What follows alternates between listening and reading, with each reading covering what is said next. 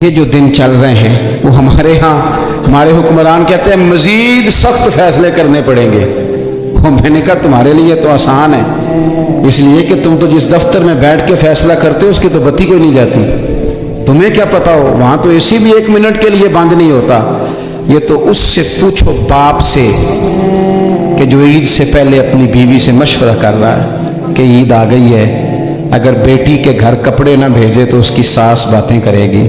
یہ چھوٹی عید گزری تھی نا، تو ہمارے ہاں کچھ لوگ سمجھتے ہیں کہ سخاوت صرف رمضان میں ہی کرنی ہے، اور رمضان میں ثواب زیادہ ہے، ورنہ راشن ونڈن والے لوگ کو عیدوں بعد بھی بھوک لگ دیجئے، عید کے بعد بھی اسی طرح ہی غریب کے ساتھ پیٹ ہوتا ہے، لیکن توجہ نہیں۔ ایک تو ذوق علم پیدا کریں، ہم نے اس عید پہ کوشش کرنی ہے کہ ہماری گلی میں، ہمارے محلے میں، ہمارے دائیں بائیں تھوڑا سفر کریں، بچوں کو دیکھیں، سرکاری سکول سے نکلتے بچوں کو دیکھیں، مساجد مدارس سے نکلتے بچوں کو دیکھیں، ہم نہ ایک ایک دو دو کا ساتھ دیں۔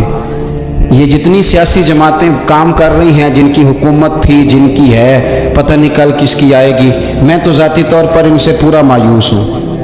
مجھے تو نہیں لگتا کہ جتنے لوگ آج تک حکومت کر چکے ہیں، بار بار آتے ہیں یا پچھلی حکومت گئی ہے، ان کے پاس کوئی پلان ہی نہیں ہے۔ یہ تو بیچارے ایک دوسرے کی ٹانگیں کھینچنے کے علاوہ نہ کچھ کر سکے ہیں، نہ امید ہے کچھ کریں گے۔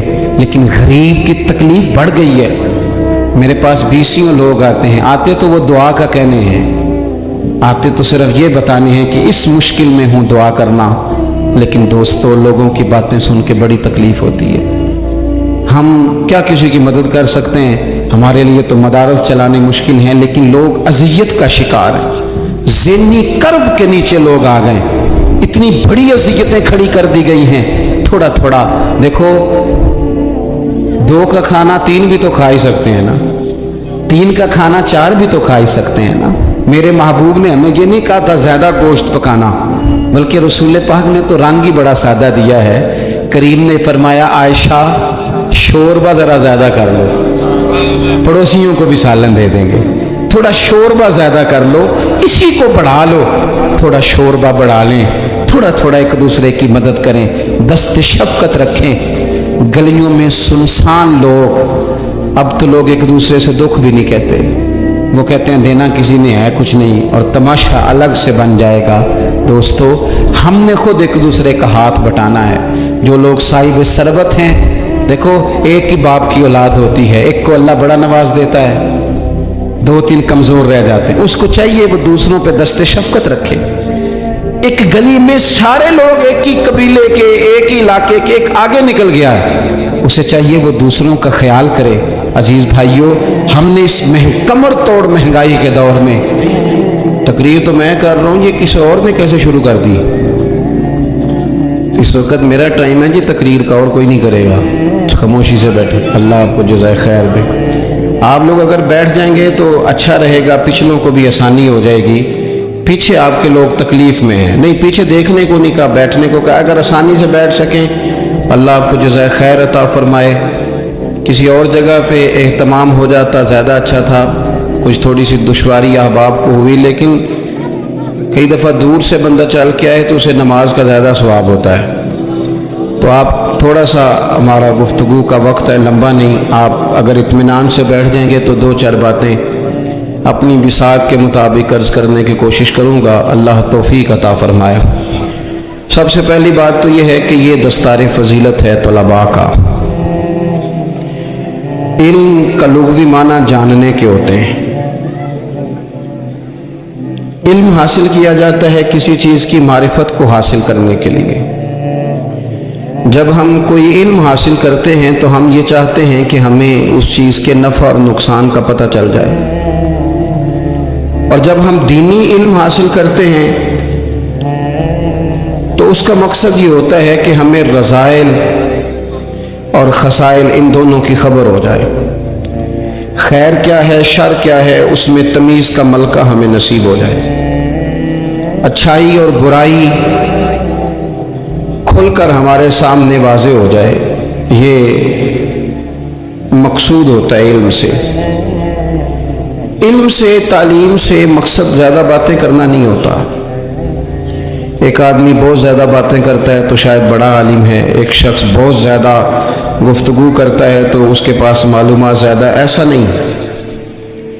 बल्कि हज़रत अब्दुल्लाह इब्न मसूद रज़ी अल्लाह तआला अन्हु से जब किसी ने पूछा था कि बड़ा आलिम कौन होता है, तो आप फरमाने लगे जो रब से ज़्यादा डरे वो बड़ा आलिम है।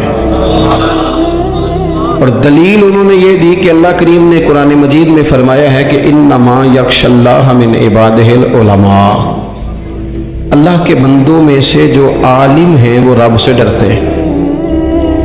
तो दीनी तालीम, उसकी मालूमात हासिल करने की कोशिश करें, सही करें।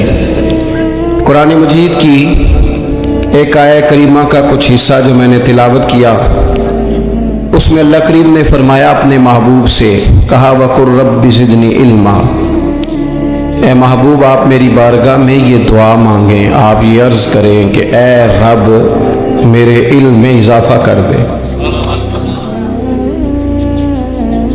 ए मालिक मेरे इल्म में इजाफ़ा कर दे।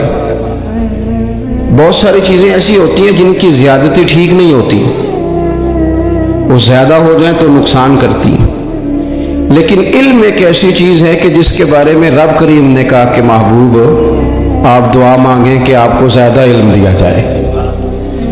और फिर इल्म एक ऐसी चीज़ है कि कोई भी आदमी ये दावा ना करे कि मैंने बड़ा हासिल कर लिया है, मेरी अब तकमील हो गई है, मैं अब मुकम्मल हो गया हूँ। जिनको अल्लाह ने गैब के ख़जानों की कुंजियाँ दी हैं ना, उनसे भी रब करीम ने कहा है कि महबूब आप दुआ करें कि मालिक मेरे इल्म में इजाफ़ा कर दे। तो जब वहाँ तक ये बात है तो फिर आम आदमी को भी चाहिए कि वो अपनी मालूमात में इजाफे का शौक़ पैदा करे। और तीसरी बात ये कि जो हुजूर के इल्म शरीफ पर बात करते हैं वो भी इस आयत से सीखें कि हुजूर का इल्म तो हर रोज़ रब उसमें इजाफा फरमा रहा है, तो हर रोज़ इजाफा हो रहा है। वलल आखिरतु खैरुल लका मिनल ऊला, हर रोज़ तरक्की हो रही है हुजूर के इल्म शरीफ की भी। तो हमारे यहाँ ज़्यादातर लोग बात इसलिए सीखते हैं कि मैं कोई कहीं से मसला सीखूंगा फिर जाके अपनी मस्जिद के इमाम को तंग करूंगा कि वहाँ तो मैं ये सुन के आया हूँ तो यहाँ ये काम क्यों नहीं होता। मैं कोई बात सीखूंगा तो फिर मैं उससे बहस का दरवाज़ा खोलूंगा। इल्म का मतलब ही अपने आप को संवारना है। मालूमात हासिल करने का मतलब ये कि आपके अमल में पुख्तगी आए, आपके किरदार में पुख्तगी आए, आपने जो सीखा है आप उसके मुताबिक अपने आप को ढालें। मुस्लिम शरीफ में मौजूद है, नबी पाक सल्लल्लाहु अलैहि वसल्लम ने दुआ मांगी है, ए अल्लाह मैं उस इल्म से तेरी पनाह मांगता हूँ जो इल्म तो हो पर नफ़े वाला ना हो।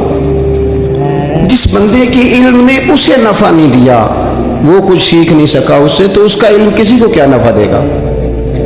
जब खुद से उसने, और सूफिया किराम तो फरमाते हैं कि जो लोग बड़ी मालूमात हासिल कर लें, बड़ी बातें सीख लें, पंचायत में किसी को बोलने ना दें, घर में किसी को बोलने ना दें। बहुत सारे लोग तो उलमा को भी मशवरा देते हैं, बड़ी बातें करें लेकिन अमल के लिहाज से बंदा ज़ीरो हो तो अहले दिल फरमाते हैं उसकी सोबत से बचो। उसे बड़ा पता है, बड़ी बातें आती हैं, बड़ी बातें करता है, लेकिन गुफ्तगू की हद तक तो बहुत बड़ा है, अमल के मामले में सिफर है। बहुत सारे लोग मस्जिद के उजरे में मीटिंग हो रही होती है और वो लंबी लंबी दलीलें और मशवरे दे रहे होते हैं, नमाज का टाइम आ जाए तो उठ के चले जाते हैं, कहते हैं मैं अपने मोहल्ले की मसीतें पढ़नी है। कईयों को काम याद आ जाता है। फरमाया कि शख्स के पास मालूमात बड़ी हों लेकिन अमल के मामले में बंदा ज़ीरो हो तो उससे बचना क्यों? इसलिए कि अगर पढ़ा लिखा आदमी बेअमल हो ना तो वो अपनी बेअमली पर भी दलीलें पेश करता है। वो कहता है मैं ये काम नहीं करता तो ये मेरे पास दलील है। वो तो बेअमली को भी मुज़य्यन कर देगा माज़अल्लाह। तो दीनी तालीम एक तो हासिल इसलिए करें कि हमने अपने आप को संवारना है, और दूसरा इल्म का शौक़ तबीयत में हो।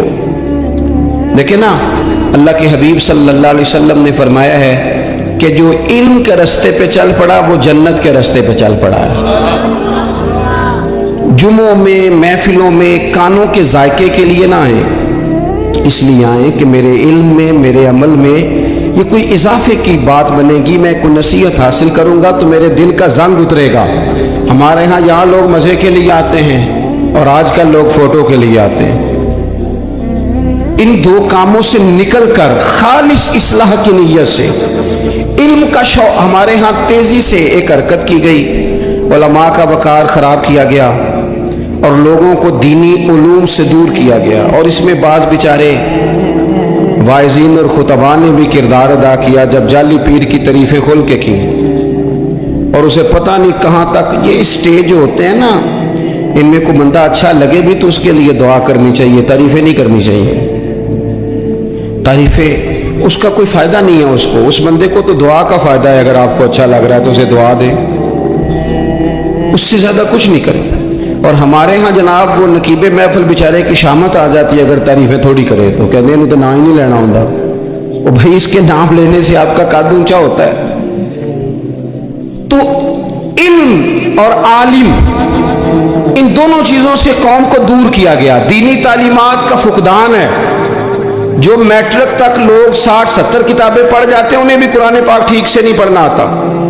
دور کیا گیا. آپ مجھے بتائیے, چلیں ایک مسجد ہی آپ دیکھ لیں, اس مسجد کے اندر اگر ایک طرف ایک عالم دین مشکات شریف کھول کے بیٹھے ہوں, حدیث پاک کا درس ہو رہا ہے, یا بہار شریعت کھول کے بیٹھے ہیں, فقہی مسائل بیان کیے, اور اسی مسجد میں ایک بابا جی جبہ پہن کے تگڑا سا بڑی سی پگڑی باندھ کے اور 500 دانے والی تسبیح لے کے بیٹھے ہیں. اب ایک بندہ اندر آتا ہے تو وہ کدھر جائے گا, عالم کی طرف کہ بابا جی کی طرف؟ وہ کیوں جا رہا ہے بھلا بابا جی کی طرف؟ وہ اس لیے کہ ہم نے اسے یہ بتایا ہی نہیں کہ جس طرح سبحان اللہ سبحان اللہ سبحان اللہ پڑھنا عبادت ہے نا, اسی طرح دارابا پڑھنا بھی عبادت ہے. اسے ہم نے بتایا نہیں کہ جب تک علم کے رستے میں رہنا بھی عبادت ہے, جب تک اسے یہ سمجھ نہیں نہ آئے گی کہ جس طرح وظائف کی کتاب پڑھنا عبادت ہے اسی طرح مشکات شریف پڑھنا بھی عبادت ہے, حدیث بخاری کا درس لینا بھی عبادت ہے, مسلم شریف کی احادیث پر اپنے اساتذہ سے بیٹھ کر دروس پانا بھی عبادت. جب تک یہ پورا مزاج دیکھیں نا, نبی پاک صلی اللہ علیہ وسلم نے فرمایا رات کی ایک گھڑی بھر دین سیکھ لینا ساری رات نفل پڑھنے سے بہتر ہے. اب ہمیں سمجھنا چاہیے کہ کتاب پڑھ کے بھی بندہ رب رسول تک پہنچ سکتا ہے. کتاب و سنت رستہ آسان کرتے ہیں, لیکن ہمارے ہاں کیا مزاج دیا گیا ہے, بابا جی کے پاس چلو, ضرور جائیں بابا جی اگر نیک ہیں تو منع کوئی نہیں کر رہا, لیکن جو سوچ ہمیں حضور نے دی ہے ہم نے اسی سوچ کے مطابق اپنے معاملات کو ترتیب دینا ہے نا. اب ایک بات میں نے آپ سے پوچھی اور آپ نے کہا قوم ساری بابا جی کی طرف جائے گی. حدیث پاک کس طرح ہے, اللہ کے محبوب مسجد شریف میں تشریف لائے, دونوں جانب لوگوں کے حلقے بنے ہوئے ہیں, لوگ بیٹھے ہوئے, ایک حلقے میں لوگ اللہ کی یاد کر رہے ہیں, ذکر ہو رہا ہے, ایک حلقے میں بیٹھ کے ایک عالم کتاب و سنت کا درس دے رہے ہیں, ایک صحابی اور باقی سن رہے ہیں. خاص توجہ کریں نوجوان میری بات پر, رسول کریم صلی اللہ علیہ وسلم دونوں کے بیچ کھڑے ہو گئے اور کریم نے فرمایا دونوں محفلیں خیر کی ہیں, دونوں ہی حلقے خیر کے ہیں. اور پھر حضور فرمانے لگے مجھے چونکہ رب نے استاد بنا کے بھیجا ہے, میں چونکہ معلم بن کے آیا ہوں, یتلو علیکم آیاتنا ویزکیکم, میں چونکہ کتاب و سنت کی تعلیم کے لیے آیا ہوں. یہ لفظ کہتے کہتے حضور اس جماعت میں بیٹھ گئے جو دین پڑھ اور پڑھا رہی تھی.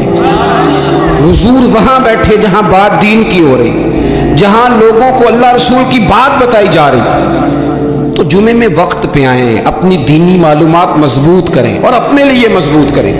میں آپ کو بڑے درد سے یہ بات عرض کرتا ہوں, اگر دن میں 100 لوگ مسئلہ پوچھتے ہیں نا شریعت کا, تو ان میں 95 لوگ وہ ہوتے ہیں جو طلاق کا مسئلہ پوچھتے ہیں. والد صاحب نے, بیٹی کے والد صاحب نے 2 مہینے پہلے آرڈر دیا ہوتا ہے فرنیچر کا. بیٹے کی شادی ہو تو مہینہ پہلے شیروانی والے کو بھی کہنا پڑتا ہے, گاڑیاں بک کرانی پڑتی ہیں, میرج ہال بک, یہ سارے لوازمات ہم کرتے ہیں. سارا کچھ کیا, گاڑی سے گھر بسنا ہے, میرج ہال سے بسنا ہے, فرنیچر سے بسنا ہے. ہم نے سارا کچھ ان کو بتایا, لیکن کاش 2 گھنٹے بچی کسی معلمہ کے پاس جاتی, بچہ کسی استاد کے پاس جاتا, نکاح طلاق کے مسئلے بھی سیکھتے. میں دعوے سے کہتا ہوں اگر ہمیں پتہ چل جائے کہ 3 طلاقیں اکٹھی نہیں دینی چاہیے، کیونکہ دے دیں تو ہو جاتی ہیں، اگر ہمیں سمجھ آ جائے کہ نہیں دینی چاہیے، یہ مسئلہ بیان ہو، اور یہ والے مسئلے محفلوں میں بھی نہیں بیان کر سکتے، اس لیے کہ لوگ کہیں گے مسئلہ تو وہ بیان کریں گے، اس پہ نعرے لگیں گے، آپ قوم کو یہ کیا بتا رہے ہیں، یہ تو چھوٹا عالم بتاتا ہے معاذ اللہ اس طرح کی باتیں، تو بڑی بڑی کوئی نقطے کی بات بتائیں۔ اور جس طرح ہمارے ہاں وہ 1 گھنٹہ پہلے نہیں کہتے تگڑے ہو جو میں جملہ دینے لگا ہوں، وہ پتہ نہیں جملہ آ رہا ہے کہ ایٹم بم آ رہا ہے، تیار ہو جاؤ، جو میرا جملہ ضائع نہ کرنا، ادھر بھاگ کے چلا گیا ادھر بھاگ کے آ جاؤ، اللہ جانے وہ جس طرح کبھی لگتا ہے نا پٹاری سے اللہ جانے کیا نکلے گا، میں جملہ دینے لگا ہوں۔ تو میں کہتا ہوں تو آرام سے بیٹھ کے بھی جملہ دے دے، تیرے جملے سے کیا نکلے گا، اور تو جملہ نہ دے ہمیں کوئی آیت دے، تو جملہ چھوڑ ہمیں کوئی حدیث پاک سنا، یعنی ہر نقیب ہر خطیب ہر نعت خواہ اٹھ کے کہتا ہے سارا قرآن ہی حضور کی تعریف ہے، تو بھئی اگر سارا قرآن حضور کی تعریف ہے تو چند آیتیں پڑھ دے پھر تو بھی، تو نے پڑھی تو ایک بھی نہیں اور تو کہتا جا رہا ہے سارا قرآن ہی حضور کی تعریف ہے، یہ والی تعریف بھی تو سنانا قوم کو، جو یہ بچے ان کے استاد انہیں سکھا رہے ہیں اور یہ سیکھ رہے ہیں، اس طرف بھی تو سفر کریں۔ تو میرے عزیز اگر لوگوں کو مسائل کا پتہ چلے تو سینکڑوں گھر بچ جائیں تباہ ہونے سے، بڑے بڑے گھر بچ جائیں، لیکن مسائل نہیں آتے۔ میرے پاس مسئلہ پوچھنے کے لیے کچھ لوگ آ گئے تو 4-5 سال کا بچہ بھی تھا جس کے والد نے غصے میں اپنی بیوی کو 3 طلاقیں دی تھی، چھوٹا سا بچہ، کپڑے بھی پٹے پرانے، اور حالت بتا رہی تھی کہ غریبی ہے۔ تو جب میں نے مسئلہ بتایا کہ 3 طلاقیں ہو گئی ہیں تو واپس جانے لگے، تو بچہ مجھ سے کہتا ہے دیہاتی آدمی تو کہنے لگا مولوی صاحب میری اماں تے نانی کہنی اصل پوچھ کے آئی آپ کہ ہن اسی لہدا ہی رہنا ہے۔ تو اس بچے کی نونہال کی وہ کیفیت دیکھی تو میں رو پڑا، میں نے کہا یار یہ بچہ بیچارہ ماں باپ کے ہوتے ہوئے یہ یتیموں جیسی زندگی گزارے گا کیونکہ باپ نے طلاق دے دی، کس طرح مسائل نہیں بتائے، لوگوں کو تعلیم سے آگاہی نہیں کیا، اور اس میں بہت بڑا ظلم ہے ان لوگوں کا بھی جو جنازے پہ کھڑے ہو کے تو کہہ دیتے ہیں، میری طرح کے لوگ اچھے علماء کی بات نہیں کرتا، وہ کہہ دیتے ہیں دیکھو جن لوگوں کو جنازہ نہیں آتا، بھئی آپ نے کس دن عشاء کے بعد کلاس لگائی تھی جنازہ سکھانے کی، یہ تو آپ نے کہہ دیا لوگوں کو قرآن جی ٹھیک نہیں آتا، تو یہاں تو بیچاری بیبیاں جن کو صحیح پڑھنا نہیں آتا وہ مشن بنا لیتی ہیں کہ میں نے اتنے 100 کو قرآن پاک پڑھانا ہے، بیوہ ہو گئی ہوں، طلاق یافتہ ہو گئی ہوں، ساری زندگی قرآن پڑھاؤں گی۔ ہم کیوں یہ مشن نہیں بناتے، کیوں اس طرف سفر نہیں کرتے؟ ایک تو دینی معلومات میں، دینی علوم میں اپنے آپ کو لگائیں اور ذوق پیدا کریں کہ جو چیزیں مجھے نہیں آتی میں نے وہ سیکھنی ہے، جو معاملات مجھے نہیں آتے میں نے ان کی طرف سفر کرنا ہے۔ ایک تو اپنا یہ مزاج بنائیں، اور جب آپ دینی علوم سیکھتے ہیں تو پتہ ہے کون سا منظر قائم ہوتا ہے؟ منظر وہ بنتا ہے کہ حضرت ابو ہریرہ بھی دین سیکھا کرتے تھے، حضرت عبداللہ ابن عمر بھی اصحاب صفہ میں رہا کرتے تھے، حضرت انس بن مالک بھی رہا کرتے تھے، اور ایسا منظر بنتا ہے کہ حضرت سیدہ خدیجہ الکبریٰ رضی اللہ تعالیٰ عنہ فرماتی ہیں سیدہ فاطمہ حضور کی گود میں بیٹھی ہوتی تھی اور نبی پاک سے باتیں پوچھتی تھی اور حضور انہیں بتا رہے ہوتے تھے، سیدہ عائشہ حضور سے دین کی باتیں پوچھتی۔ چوتھا حصہ ہماری فقہ کے اصول حضرت فاطمہ کی، حضرت عائشہ صدیقہ کی مرویات پر مبنی ہیں۔